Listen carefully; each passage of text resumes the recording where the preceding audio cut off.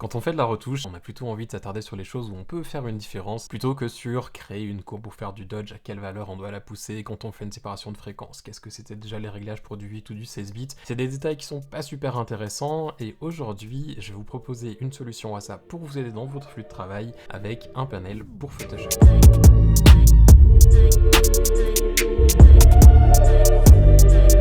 Yo les gens, j'espère que vous allez bien. Je suis super content de vous retrouver aujourd'hui pour cette vidéo que je voulais à la base faire il y a 3 ans. Ah oui, 3 ans. Je vais vous en parler plus tard dans la vidéo, j'ai pas envie de vous embêter avec les détails de pourquoi ça sort que aujourd'hui. Ça vient plutôt d'Adobe que de mon côté, mais pour parler de ce qui nous intéresse aujourd'hui, j'ai développé un panel pour Photoshop qui s'appelle le Creative Shift Workflow. C'est en fait le grand frère ou le petit frère, comme vous aurez envie de le voir, du panel Color Genius. On en parlera aussi d'ailleurs après, c'est en partie pourquoi j'ai attendu 3 ans avant de sortir ce nouveau panel. Le Creative Shift Workflow, en fait, c'est vraiment un concentré de ce que j'utilise pour retoucher mes photos. Plutôt que des longs discours, je vais vous le présenter, comme ça vous verrez exactement à quoi ça ressemble et pourquoi est-ce qu'il est utile dans mon flux de travail, et peut-être aussi du coup pourquoi est-ce qu'il peut être utile pour vous aussi. Les panels dorénavant se présentent sous cette forme à l'installation, c'est vraiment pratique parce que du coup on double-clique, ça va ouvrir pour nous le Creative Cloud, nous proposer installer, on fait OK, et à partir de là, le panel est déjà dans Photoshop. Voilà à quoi ressemble le Creative Shift Workflow. Ce panel reprend en fait tous les outils que j'utilise dans ma retouche. J'ai essayé de les faire de manière à ce qu'ils soient aussi simples à utiliser, qu'ils puissent me permettre de simplifier aussi mon flux de travail et que j'ai un petit peu une espèce de suite logique dans la manière dont ils sont placés par rapport à mon flux de travail. C'est-à-dire que quand on va avancer, on va petit à petit descendre dans le panel pour aller vers les dernières fonctionnalités. Ça veut pas dire qu'on peut pas les employer dans un autre ordre, mais c'est comme ça que je l'ai pensé. Si on prend ici une photo que j'ai retouchée en début d'année, dès le début, on voit qu'on commence ici avec un calque de nettoyage pour nettoyer des imperfections, pour nettoyer les cheveux, les séparations de fréquences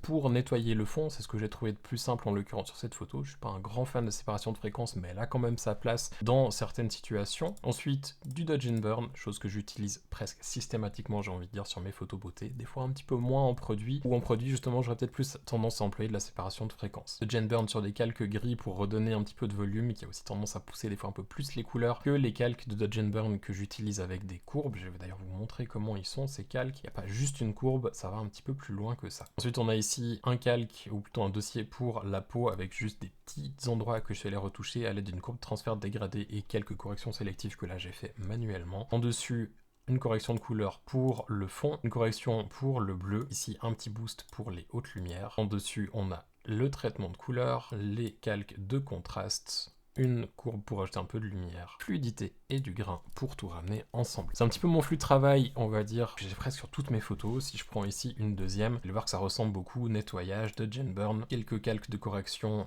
de couleur, ensuite fluidité, du contraste et enfin le grain qui se rajoute par-dessus. Et si on regarde le panel, c'est exactement ce qu'on retrouve. Donc on a rayon X, c'est en fait l'aide visuelle que j'utilise la majorité du temps pour travailler mes photos. Comme ça, vous allez voir, c'est un petit peu bizarre. C'est en fait constitué d'une courbe de contraste que je peux modifier à la main, d'un calque de luminosité et de contraste, la conversion en noir et blanc, et puis solarisation ici pour voir toutes les imperfections. Quelque chose que j'utilise beaucoup, c'est une technique qui m'avait été transmise par Jan Wischermann, un retoucheur allemand avec qui je travaille régulièrement, et c'est vrai qu'effectivement ça ressemble vraiment à une espèce de radio, donc on appelait ça rayon X. Ce que j'aime bien dans cette technique, c'est qu'en fait elle marche autant bien pour du dodge and burn que aussi pour du nettoyage de poussière. Pour faciliter le truc ici, si on appuie sur Alt et qu'on clique après avoir créé, ça va désactiver la courbe de solarisation, ce qui nous permet de voir uniquement la photo en niveau de gris. Si ça vous plaît pas d'avoir la courbe de solarisation, vous pouvez faire ça. Et si on reclique, donc ça va la réactiver, donc on peut faire un check assez rapidement et facilement. Et puis si on fait majuscule et clique sur le bouton, ça active et désactive les calques de rayon X sans forcément avoir besoin d'aller ici dans le panneau qu'on a à droite. Autre chose aussi, ce que j'ai fait, c'est que je sais que c'est un petit peu relou des fois d'aller ouvrir ici, d'aller cliquer sur le calque pour ensuite modifier l'ajustement avec la luminosité, parce que du coup c'est beaucoup avec la luminosité ici qu'on va jouer pour trouver les zones sur lesquelles on veut travailler. Vous voyez que là, pour faire du dodge and burn, on voit très bien les imperfections sur la zone un petit peu sur la mâchoire, autour de la bouche. Et si on veut travailler une autre zone, par exemple dans le cou, on peut aller chercher un peu plus loin et là on est pas mal. Ce que j'ai fait donc, si vous voulez éviter d'avoir à cliquer à chaque fois ici, c'est que si on clique sur les petits outils juste là, on a en fait ce curseur luminosité qui nous permet d'ajuster. Pour le moment, ils ne sont pas en temps réel, ça veut dire qu'on est obligé de relâcher le curseur pour que l'ajustement prenne effet. Si on fait juste de bouger, ça ne va pas changer l'affichage ici. C'est malheureusement une limitation au niveau de Photoshop. Pour le moment, apparemment, c'est une limitation qui a été décidée comme ça. Donc, on n'aura pas trop le choix. La petite astuce que j'ai trouvée à la place, c'est que si vous cliquez ici sur la valeur et que vous allez avec les touches du haut, ça va modifier par 10. Si je vais vers le bas, moins 10. Si on va vers le haut, plus 10, de manière à avoir quasiment du temps réel. Si on va avec les flèches gauche-droite, ça va modifier juste d'une valeur pour être un petit peu plus précis. Ensuite, si on vient à droite, on a le calque d'aide visuel de la saturation en noir et blanc. Ce qui est blanc, c'est ce qui est très saturé. Ce qui est noir, c'est ce qui est peu saturé. Et c'est comme ça qu'on peut aussi voir s'il y a des zones qui sont sursaturées ou peut-être qu'il manque un petit peu de saturation. Et on pourra utiliser les calques qui sont en bas ici dans la partie couleur pour ajouter ou enlever la saturation. Comme le rayon X, si je le crée, là j'ai même pas besoin d'appuyer sur Alt ou majuscule. Pour le moment, la seule fonctionnalité que j'avais envie d'avoir, c'était activer, désactiver. Donc si je reclique dessus après l'avoir créé, ça le désactive. Et pour la teinte, c'est pareil. Donc ici, on peut voir les différentes teintes qu'on a sur la photo si on a besoin de corriger des zones, si par exemple il manque d'uniformité. On le voit ici par exemple que les couleurs sont pas très uniformes autour de la bouche, et si je clique dessus, ça active, désactive. Donc ça c'est les aides visuelles que je vais utiliser généralement sur tout le processus de mes retouches. Il y en a juste un que j'utilise et qui est ici, pas forcément directement accessible sans passer par le panneau. C'est la courbe ici pour le contraste, où je vais des fois aller trafiquer dessus quand je fais du dodge and burn, mais c'est plutôt dans des cas particuliers, et donc pour le moment c'est pas accessible à l'aide du panel, mais peut-être que ça le sera dans une version 1.1, 1.2 ou 2.0, on verra. En dessous on a la partie nettoyage. Dans nettoyage, le premier calque, et c'est ce que j'utilise pratiquement le plus, c'est fusionner. Donc si je clique dessus, on a nettoyage qui se crée avec un petit verrou sur la position, comme ça si vous êtes sur votre tablette avec le tactile activé, que vous bougez, il n'y a pas le calque qui va bouger d'un coup alors que c'est pas ce que vous vouliez et que du coup votre touche après c'est un petit peu la galère. La fusion qui est toujours avec le lock active, et d'ailleurs les vierges obscurcir et éclaircir le seront aussi comme vous allez le voir. Si vous appuyez sur majuscule quand vous créez le calque, ça va aussi créer un dossier CLN, donc clean. J'ai gardé des abréviations super courtes, ce que je fais généralement 2 ou 3 lettres, et comme ça me permet d'avoir tout qui est organisé. Si j'en crée ensuite d'autres, tant que je reste dans le dossier, ça va les créer dans le dossier, et si je suis par exemple en dessus et que j'appuie sur majuscule et ici fusionner, hop, ça revient dans le dossier CLN. D'ailleurs pour ça que j'ai enlevé la retouche que j'avais déjà fait, parce que le dossier s'appelait CLN et il allait mettre les calques dedans, donc je les enlève pour que ce soit plus clair pour vous montrer. Donc ça c'est un truc qui est assez cool pour rester organisé. Pour montrer supprimer doublon, on va faire ici une modification bien visible. Donc là on a un gros trait sur son visage, on va en faire un deuxième sur le calque en dessous, mais cette fois en noir. Donc on a un calque ici avec un trait blanc, un calque en dessous en noir. Si je viens et que je clique sur supprimer doublon, il va calculer et garder uniquement les pixels qui ont changé par rapport à ce qu'il y a dessous. Vous allez me dire pourquoi est-ce qu'il y a aussi ça alors que c'est la même chose que ce qu'on a sur le fond. Ben justement, c'est ce qu'on a sur le fond, c'est pas ce qu'on a sur le calque en dessous. Si ici on vient sur nettoyage, celui qui est en dessous avec le trait noir, et que je fais supprimer doublon, ça va tout supprimer sauf mon trait noir. Donc ça c'est un truc que j'utilise vraiment tout le temps quand je retouche mes photos. J'aime bien travailler sur un calque fusionné pour pouvoir en fait changer le mode de fusion ici de mon outil assez rapidement, pour aussi faciliter les échantillons. Je trouve ça assez pratique, ça marche plus rapidement souvent que sur les calques vierges je trouve. Je travaille souvent sur des calques fusionnés et après je fais supprimer les pixels doublons pour garder uniquement ce que j'ai besoin sur mon calque de nettoyage. Ça revient un petit peu comme si on avait travaillé sur un calque vierge. Si vous préférez travailler sur un calque vierge, donc il y a vierge ici, on clique dessus, ça fait apparaître le calque nettoyage mais qui du coup est vierge et avec juste la position ici sur le verrou. Comme fusionner, si on a un calque, si on est dans un dossier, ça crée donc le calque dedans. Si on est en dessus et qu'on fait vierge, ça le crée en dessus. Si j'appuie sur majuscule, ça va mettre mon calque dans le dossier pour rester organisé. J'ai fait cette méthode avec le majuscule de manière à ce que vous puissiez créer un calque de nettoyage peu importe où vous êtes dans votre pile de calques, et que si vous appuyez sur majuscule, ça vous permet de rester organisé. Obscurcir et éclaircir sont la même chose mais avec juste derrière ops et écl, et en fait le mode de fusion est passé en éclaircir pour éclaircir et obscurcir pour obscurcir. Très pratique notamment sur des cheveux. Si ici on vient et qu'on veut par exemple enlever des cheveux qui sont foncés, on peut prendre le tampon opacité à 100, flux à 100, calque actif et inférieur, parce que calque actif il n'y a rien, on échantillonne à côté Et on passe ici sur les cheveux. Et pas forcément besoin d'être précis, étant donné qu'on travaille en mode éclaircir, donc on fait que d'éclaircir. Ce qui veut dire que comme on a un cheveu foncé, si je prends un échantillon ici dans les cheveux et que je viens sur le front, ça fait strictement rien, parce que le cheveu est plus foncé que le front, et donc ça obscurcit. Et comme on a un mode de fusion éclaircir, ça va absolument rien changer à notre calque en dessous. Ces calques-là, je les utilise beaucoup pour tout ce qui est cheveux, poils, petites imperfections au niveau de la peau, quand on a des petits points blancs. Ça me permet vraiment de gagner du temps en fonction de ce que je veux faire et d'avoir pas forcément besoin d'être autant précis que sur un calque normal ou fusionné. Si on passe à la suite, on a la séparation de fréquences, donc médiane, gaussien et surface. Si vous appuyez juste dessus, ça va vous faire une séparation de fréquences normale. Ça vous demande ici la médiane que vous voulez, à choisir en fonction du rayon que vous voulez appliquer. On va pas rentrer sur les détails de comment marche une séparation de fréquences ici. Par exemple ici 9, si on veut travailler sur la peau, c'est peut-être limite, on va pousser un petit peu plus haut à 15, comme ça on n'a pas trop la granularité de la peau dans la couche basse. On fait OK. Et pour la séparation de fréquences, ici, ce que j'ai décidé de faire pour que ça reste une séparation de fréquences aussi clean que possible, c'est de faire un calque ici de correction, comme ça on ne touche pas à la partie basse. Et pareil pour la partie haute, avec un calque de correction qui est clippé sur la couche haute. Donc comme ça, lui et lui, on n'y touche pas et on travaille uniquement sur les calques de correction. Le rayon ici est toujours marqué derrière, ce qui vous permet de vous rappeler quelle séparation de fréquences vous avez fait et sur laquelle vous travaillez si vous en avez plusieurs. J'aime bien l'avoir parce que c'est vrai que des fois ça m'arrive d'avoir des séparations de fréquences sur des petites zones et donc de préférer avoir un rayon pour me rappeler exactement sur quoi j'ai travaillé pour éviter de recréer une séparation avec un même rayon. Gaussien marche de la même manière, sauf qu'on a ici un flou gaussien au lieu d'avoir un flou par la médiane, et puis surface pareil là aussi, donc flou de surface au lieu d'avoir du gaussien ou médiane. Ensuite contraste plus, contraste moins, alors c'est basé sur une séparation de fréquences, c'est pour ça que vous allez avoir un flou, et ici j'ai décidé de le faire avec un flou de surface. Ce que ça va faire, c'est en fait de permettre de contraster sur la zone qui va se trouver entre le rayon que vous allez donner maintenant et celui que vous allez donner après. Donc on commence avec un petit rayon, donc si par exemple ici je veux rajouter du contraste non pas sur la texture mais peut-être sur les zones un petit peu entre les transitions larges et la texture plus fine, je peux ici chercher une valeur qui floute la texture fine. Pour la peine, je pense que 9 était pas trop mal. Même, on va pousser un petit peu plus loin jusqu'à 15. Faire l'entre-deux, on va aller à 12. Ensuite, on va descendre avec le seuil pour essayer de faire ressortir un petit peu le détail, mais pas non plus trop la texture. Je vais faire OK, ça va me refaire la même chose, et cette fois avec les valeurs qui sont triplées. Par défaut, le triple marche assez bien. Si vous voulez, vous pouvez quand même le changer. On va par exemple ici mettre plutôt que 36, on va mettre le double, donc t'es à 12, on va mettre 24. Ça va augmenter du contraste sur les rayons qui se trouvent en 12 et 24. C'est peut-être un petit peu bizarre comme ça, c'est pas besoin de comprendre. Essayez de vous amuser un petit peu avec et je pense qu'à force de l'utiliser, vous allez comprendre ce que ça fait. Si je fais en avant après, on voit que ça rajoute du contraste sur les tons moyens. Ça rajoute quand même un peu aussi sur les textures plus fines, mais vous voyez qu'on n'a pas non plus toutes les textures ultra fines si on affiche le calque comme ça. C'est un petit peu pas vraiment comme un passe-haut, mais un peu, ça nous permet en fait de faire comme un passe-haut, mais pas sur la texture la plus fine. Ça, on va le faire plutôt avec ici la partie nettée, là c'est plus sur les tons moyens, si vous voulez rajouter du contraste. J'aime bien cette technique pour rajouter un petit peu de contraste dans la peau, si des fois la peau manque un petit peu de texture, mais que j'ai pas envie de faire ressortir toutes les imperfections, je trouve que ça marche assez bien. Le contraste moins, lui, fait du coup exactement l'inverse. On va reprendre ici le même réglage, prenons donc 12, et puis, je vais même pas changer le threshold en dessous, et puis ça on va le passer à 24. Là pour la peine vous voyez que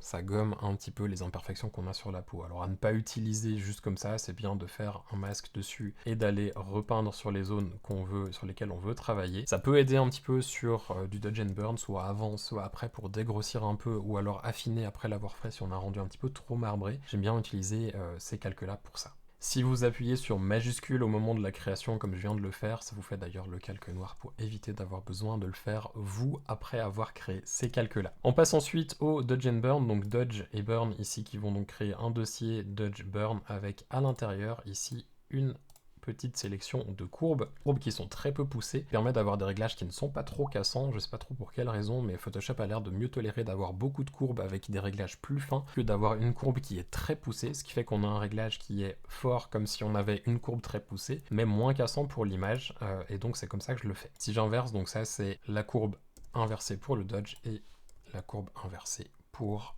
le burn. Avec ces réglages aussi, les shifts de couleurs sont pas trop marqués, que ce soit en teinte ou en saturation. C'est pas parfait, Ça reste des courbes dans Photoshop, mais ça marche quand même pas trop mal. Ils sont à noter que les courbes sont en mode normal. Je trouve que le mode luminosité a tendance des fois à plutôt à introduire des nouveaux problèmes, plus encore que les courbes en mode normal, donc je les ai laissées comme ça. Notez ici que si vous recliquez, ça va vous créer un deuxième dossier. Comme ça, on n'a pas les trucs qui sont tout mélangés dans tous les sens. Et si vous cliquez sur Dodge ou Burn, ça va donc vous créer ici la même chose, mais de manière indépendante si vous avez besoin de rajouter du dodge ou du burn plus tard dans votre retouche. Ensuite, on prend le calque gris, rien de très spécial ici, calque gris en mode lumière tamisée, pour ensuite peindre, on va prendre peut-être ici une opacité un petit peu plus faible. Si on veut par exemple assombrir un peu, alors je suis à la souris, j'ai pas ma tablette là sous la main, c'est un petit peu deg, mais si on veut éclaircir et assombrir les différentes zones, on voit qu'on a ça. C'est quelque chose que j'utilise justement plutôt comme ça, comme une sorte de contouring, on va dire, sur des visages. Sur du produit, ça m'arrive aussi d'utiliser pour redonner de la lumière à certaines zones, pour attirer l'œil de la personne qui va regarder la photo à un endroit ou à un autre, plus qu'avec les courbes que j'ai plutôt, elles, tendance à utiliser pour de la correction. Par contre, si vous vous rendez compte que le rendu vous plaît, mais que vous avez envie d'être un petit peu plus fin, ajuster l'opacité de ce que vous avez éclairci ou assombri, vous pouvez ici cliquer sur gris courbe, et grâce à ce bouton, en fait, vous avez le calque gris qui est désactivé, et ensuite dans le dodge vous avez la partie éclaircie et dans le burn la partie assombrie. Alors, si vous vous amusez à faire un avant-après, vous allez voir que c'est pas tout à fait la même chose. Ça va aussi grandement varier en fonction du profil de couleur que vous utilisez sur vos images dans Photoshop, mais ça permet quand même de récupérer ce qu'on a fait et ensuite d'aller le peaufiner. Si par exemple vous vous dites ok bon le burn c'est peut-être un petit peu trop fort donc j'aimerais bien le baisser, vous pouvez baisser l'opacité, ou si vous voulez complètement l'enlever, vous pouvez complètement l'enlever. C'est un peu mon idée avec ça, c'est une technique que je trouve assez pratique et qui est un petit peu pénible à faire à la main, donc je suis bien content de l'avoir ici caché derrière un bouton. Ensuite SAT+, SAT-, donc c'est un calque ici de désaturation, un calque de resaturation. Je les utilise généralement en conjonction avec le calque d'aide visuelle ici, saturation. Comme ça, si je vois qu'il y a des zones qui sont trop claires là où elles ne devraient pas l'être, donc trop claires, trop saturées, je peux les désaturer avec désaturation. Et saturation, si je vois qu'il y a des zones qui sont à l'inverse, trop foncé et qu'elle devrait être un petit peu plus claire, donc un petit peu plus saturée, je peux passer avec le truc ici saturation. Juste pour vous montrer ici, si je le mets à fond, si on passe sur saturation et qu'on vient ici, vous voyez que ça éclaircit la zone. Donc c'est finalement un petit peu comme travailler avec du dodge and burn, mais sur de la saturation, ce qui est assez pratique je trouve, parce que souvent les problèmes de saturation sont pas très évidents à bien visualiser, surtout si on n'a pas un écran calibré, et là pour la peine ça nous donne un outil qui marche bien, peu importe en fait si l'écran est bien étalonné ou pas forcément. Ensuite couleur, calque vierge en mode de fusion couleur, c'est quelque chose que j'utilise assez régulièrement pour corriger juste des petites imperfections. Sinon je vais utiliser des courbes, et les courbes ici on n'a pas de raccourci pour y accéder, parce que personnellement j'ai des raccourcis clavier et je trouve que ça marche autant bien que d'aller cliquer sur un panel. Donc j'ai vraiment voulu vous mettre les boutons sur le panel qui ne sont pas des fonctionnalités accessibles facilement, ou alors comme le calque vierge qui vous demande d'avoir un raccourci où après il faut taper. C'est pour vous éviter d'avoir à taper sur le clavier au maximum. Couleur ici, correction en mode couleur, et teinte la même chose mais en mode fusion teinte. Ensuite CTD, donc courbe transfert dégradé, il manque peut-être même un petit D, courbe de transfert de dégradé. Si on clique dessus, ça va en fait ouvrir une fenêtre, un sélecteur de couleurs, et comme vous voyez ici c'est marqué sélectionner une couleur pour les ombres. Ça vous dit pourquoi c'est, mais à vrai dire, j'ai quand même fait en sorte que même si vous vous foirez, c'est-à-dire que vous sélectionnez les ombres en dernier et les hautes lumières en premier, Photoshop va recalculer le truc et vous les mettre dans le bon ordre. On va quand même essayer de le faire juste, donc si je prends ici les ombres, que je prends ensuite les tons moyens et enfin les tons clairs, hop, ça va me créer une courbe de transfert dégradé, avec un dégradé ici, les couleurs qui sont placées là où elles devraient l'être par rapport à leur luminance. En mode de fusion couleur, opacité à 63, parce qu'à 100 c'est souvent beaucoup trop fort. Par défaut on a un masque blanc, à ne pas utiliser en masque blanc. L'effet en blanc de manière à ce que vous puissiez ensuite vraiment appliquer des sélections que vous voulez dessus. Faites une sélection du sujet, faites une sélection autre de couleur, ou peu importe ce que vous voulez faire, mais évitez de le laisser en blanc. Personnellement j'aime bien l'inverser et ensuite venir ici peindre juste sur les zones que j'ai envie de corriger. C'est comme ça que je vais l'utiliser. Donc ça c'est vraiment hyper pratique pour recoloriser des zones, pour recoloriser des produits, pour recoloriser la peau. À noter que là je le fais sur la peau, mais on pourrait très bien faire la même chose en se disant je veux ça pour les lèvres, donc les lèvres dans les ombres on est sur du rouge comme ça, sur les tons moyens on est par ici, et sur le très clair on est quasi sur du blanc. On fait ça, on inverse, et puis ici on peut venir passer sur la lèvre inférieure pour uniformiser, et ensuite on refait sur le haut. Si on veut changer même un rouge à lèvres, ça marche vraiment bien. On peut ensuite venir ici changer le dégradé. Si on veut modifier les couleurs, on clique sur les couleurs et puis on peut les faire varier un petit peu comme on veut. Ensuite on a la fluidité. Alors fluidité, j'ai fait le choix de partir sur une fluidité en objet dynamique, parce que je trouve qu'une fluidité sur un calque pixelisé c'est pas très pratique et pas très utile. Chacun ses techniques, mais c'est vrai que c'est comme ça que j'utilise. Donc si on clique sur fluidité, ça va nous créer ici un calque fluidité, et sur mon autre écran, j'ai le truc de fluidité où je peux aller faire mes modifications qui s'appliquent ici. Le clarté qui vient après, lui, c'est un calque un petit peu particulier, donc c'est quelque chose que j'utilise beaucoup pour ajouter du contraste sur mes portraits. D'ailleurs ici peut-être un petit peu fort, on va le baisser même à 10. C'est un objet dynamique avec ici ton foncé, ton clair qui ont un réglage spécifique. Je vous déconseille de toucher ton foncé, ton clair. Par contre, ce que vous pouvez modifier à défaut de toucher ou ici ton foncé, ton clair, on va peut-être le passer un petit peu plus haut, on va le remettre à 23. Je vais double-cliquer sur mélangeur de couches, ça va me crier dessus mais c'est pas grave, je dis OK. Et là, on peut aller modifier. Alors les réglages sont temps réel, mais pas complètement, parce qu'en fait, comme le réglage est en dessous de ton foncé, ton clair, ça va être un petit peu trompeur et ça va pas tout à fait afficher le rendu final. C'est possible quand vous cliquez OK, ça va être légèrement différent. Si on veut par exemple un peu plus de contraste, on va baisser le rouge, on va pousser un petit peu plus fort sur le bleu, travailler avec le vert, on fait OK. Et là, vous voyez que ça a un petit peu changé par rapport à ce qu'on avait comme aperçu, et c'est le rendu qu'on a pour ajouter du contraste. C'est un outil vraiment que j'utilise énormément, et si vous voulez voir en fait comment rajouter du contraste, que vous n'êtes pas trop sûr par rapport aux couches, vous ouvrez ici le petit panel couches, et quand vous allez sur commande ou contrôle 3, 4, 5, vous pouvez voir lesquels ont le plus de contraste. Ici par exemple c'est le bleu et le vert, et donc si je pousse le bleu et le vert, je sais que je vais avoir plus de contraste sur ma peau. Le bleu, effectivement, c'est le plus fort, le vert un petit peu moins, et le rouge par contre ça va être bien si vous voulez à l'inverse de rajouter du contraste, peut-être plutôt éclaircir la peau un petit peu et lisser un petit peu les imperfections qui pourraient rester. Ensuite le bouton Smart Update, donc on a ici notre calque fluidité, donc ça c'est sans et ça c'est avec, j'ai un petit peu déformé juste pour vous montrer ce qu'on peut faire avec. Si on se dit maintenant ok c'est cool mais en fait la photo est peut-être un petit peu sombre, donc je vais sur l'arrière-plan que je mets en dodge, je vais l'inverser pour éclaircir, donc on voit pas la modification, mais si je désactive on la voit. Ce que je peux faire c'est venir sur fluidité Smart, cliquer sur Smart Update, et à partir de là on a le Smart Update qui a fait son travail, et donc on a un calque ici qui a toujours la fluidité comme on l'avait appliqué, mais qui a pris en compte les réglages en dessous. Notez aussi que le bouton Smart Update va marcher avec clarté ici, mais devrait aussi fonctionner avec les objets dynamiques autres que vous avez. C'est pas lié à fluidité et clarté, c'est lié en fait aux objets dynamiques en général. Ensuite on a la netteté. La netteté ici qu'on peut juste ajuster en floutant les détails qu'on veut renforcer. Donc par exemple ici, si on veut vraiment booster la texture fine, on va dire par exemple au niveau des cils, je vais pousser jusqu'à flouter mes cils, par exemple à 9. Je vais faire OK. Si je mets ici à 100, vous voyez que en fait ça rajoute vraiment un contraste fort sur mes cils. Donc on affiche 100 et avec.